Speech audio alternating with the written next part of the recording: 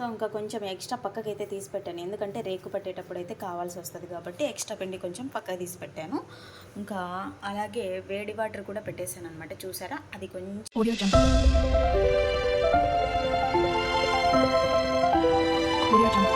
Hello friends, అందరికీ welcome back to my channel. ఈరోజు night డిన్నర్లోకి వచ్చేసి పుల్కాలు అయితే ప్రిపేర్ చేస్తున్నాను. అయితే నేను ఇది ఫస్ట్ టైం అయితే చేయడం ఏం కాదండి, చాలాసార్లు అయితే చేశాను. బట్ ఏంటంటే మన ఛానల్ స్టార్ట్ చేసినప్పటి నుంచి నేను ఈ పుల్కా వీడియో అయితే నేను అప్లోడ్ చేయలేదన్నమాట. నేను చేస్తూ ఉంటాను కానీ వీడియో అయితే అప్లోడ్ చేయలేదు. ఎప్పుడు చేసినా కానీ నేను పెనం పైనే చేస్తాను. ఇంక ఈసారి స్టవ్ పైన అయితే చేద్దాం అనుకుంటున్నాను. అది కూడా యూట్యూబ్లో అయితే చూశాను అనమాట. అంటే స్టవ్ పైన ఎలా చేస్తారు ఏంటి అనేది నాకు తెలుసు, కానీ మనం చేస్తే ట్రై చేశాను ఇంతకుముందు, అంటే మాడిపోవడం ఇలా జరిగిందనమాట. సో ఈసారి కొంచెం పర్ఫెక్ట్గా చేద్దామని చెప్పేసి అందులో చూసినట్టుగానే వేడి నీళ్ళు అయితే కాంచి పక్కన పెట్టేసుకున్నాను. ఇంకా ఫస్ట్ అయితే గోధుమ పిండి అయితే తీసుకున్నాను, ఆ తర్వాత సాల్ట్ అయితే యాడ్ చేస్తున్నాను తగినంత. తర్వాత వచ్చేసి ఇలాగా ఈ సాల్ట్ అంతా పిండిలోకి ఇలా మిక్స్ చేశాను అనమాట, బాగా కలిపేసుకున్నాను. సో యాజ్ ఇట్ ఈజ్ ఇదే ప్రాసెస్ అయితే ఫాలో అవుతున్నాను. చూద్దాం ఎలా వస్తాయి ఏంటో అనేది నాకైతే భలే ఎగ్జైట్మెంట్గా ఉంది.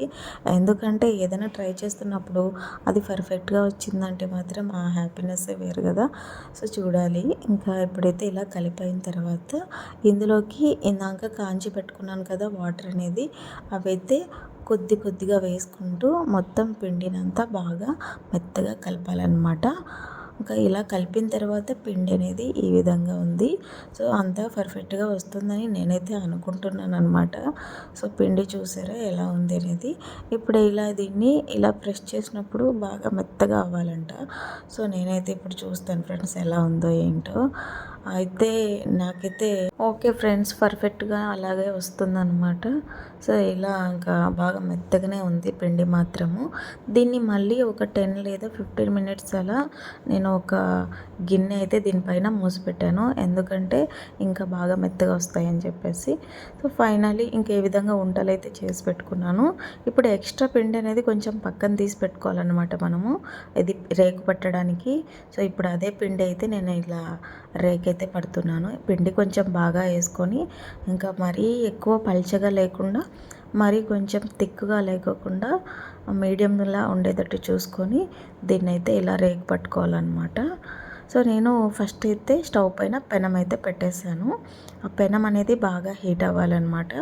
హీట్ అయిన తర్వాత అలా హీట్ అయిన పెనం మీద ఈ పుల్కా అయితే వేసి అటుపక్కకి ఇటుపక్కకి తిప్పుకుంటూ వన్ సైడ్ బాగా కాలేటట్టుగా అయితే చూసుకోవాలి, వన్ సైడ్ లైట్గా కాలేటట్టు అయితే చూసుకోవాలన్నమాట.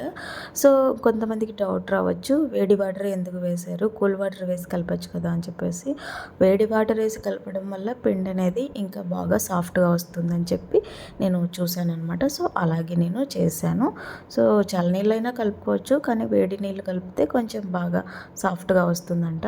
సో నేను ఇదంతా చేయడం కూడా ఫస్ట్ టైము, ఈ వేడి వాటర్ వేయడము, ఇటుపక్క ఇంకా అలాగా స్టవ్ పైన చేయడము అనేది. నేను చేసే ప్రాసెస్ వేరు ఫ్రెండ్స్. ఇంకా సో ఇది వచ్చేసి నేను ఇటుపక్క పెనము కంఫర్టబుల్గా లేదని ఇటుపక్కకి అయితే తిప్పేశాను.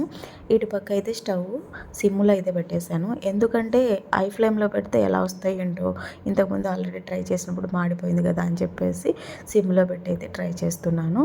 సో మొత్తానికి హోటల్ స్టైల్లో అయితే ఏం రాలేదు, కానీ పర్ఫెక్ట్గానే వచ్చేసాయి ఫ్రెండ్స్ పుల్కా అనేది. ఫస్ట్ అయిన వెంటనే స్వీటీకి అయితే పెడతానమాట. స్వీటీ ఏదైనా సరే ఓపెన్గా చెప్పేస్తుంది. సో స్వీటీ చాలా బాగున్నాయి మమ్మీ అనింది. తర్వాత ఇంకా వాళ్ళ డాడీకి పెడితే తను కూడా బాగున్నాయిలే, ఇలాగే కదా ఉండేది ఇంకా అన్నారనమాట. మీకు ఎలా అనిపించిందో కామెంట్ చేసి ప్లీజ్ సబ్స్క్రైబ్.